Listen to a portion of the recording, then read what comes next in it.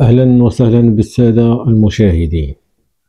اليوم غادي نتكلموا على قصة واحد الطفل اللي ما كيشبهش الأطفال، كيتميز بواحد الذكاء خارق على المستوى العالمي، وهذا الشيء أثار الصحف العالمية اللي كتبات حول الذكاء ديالو.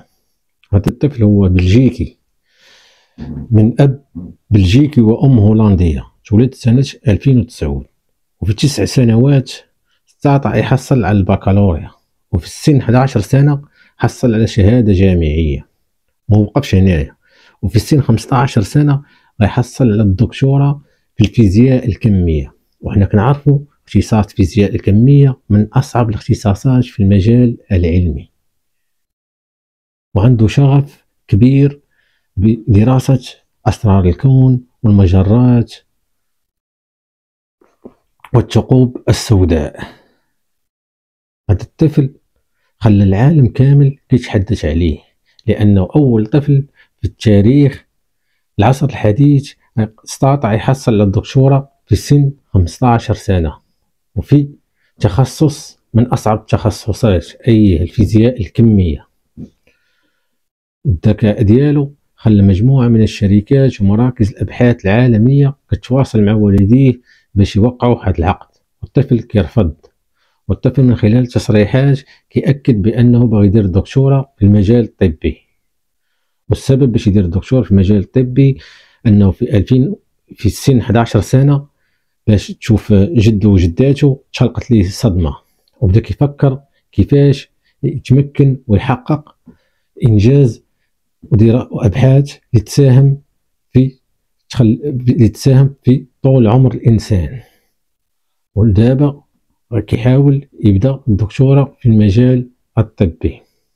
والاطفال قدو الله كيكونوا في السنه الاولى ثانوي، يعني مازال كيلعبوا، هو هاز واحد المسؤوليه كبيره على كتافه. هادشي خلى العالم كامل كيعرف القصه ديالو، ومن هنا كيبان لنا بان العلم كيبقى هو اقوى كنز كيملكو الانسان. والاطفال كتكون عندهم قدرات كبيره ما يمكنش نستهانوا بها. وهنا في المغرب بدورنا عندنا اطفال نوابغ، خصوصا في المناطق النائيه، اللي خاصنا هو الاهتمام بهذه الفئه، خصوصا اذا كان الطفل عنده موهبه وكيدير واحد المجهود، خاصو واحد الدعم باش يمكن يحقق الاحلام ديالو. وهذا الشيء اللي وقع لسيمون لورون، يعني اكتشفوا فيه الموهبه واكتشفوا فيه واحد الذكاء خارق، خصوصا الذكاء في الصور الفوتوغرافيه. مثلا الا قرا كتاب كيتصور ليه في دماغه، يعني من الذكاء ديالو ما يمكنش تلقاه في العالم، يعني 99% ما كاينش، يعني هو كيشكل 1% من ساكنة العالم، يعني ذكاء خارق. وهذا الشيء اللي عطى الطفل هذا التميز وهذه السرعة في التحصيل العلمي، وصل لأعلى المرتبات ألا وهي الدكتوراه من الجامعة. وتخيل معايا طفل عنده 15 سنة كيوجد الأطروحة ديالو وكيناقشها ما بين أكبر الأساتذة وهو في عمره 15 سنة. 15 سنة لجينا نديرو واحد القياس على نفسنا، كنا مازال كنلعبو وما عارفين والو. هنا كيبين لينا بهذا الطفل راه ماشي بحال الأطفال العاديين، بالرغم من أن هناك طفل في القرن 19 استطاع يحصل على الدكتوراه على سن 13 سنة في ألمانيا، ولكن هادشي كان 1814، يعني ما كانش التكنولوجيا الحديثة.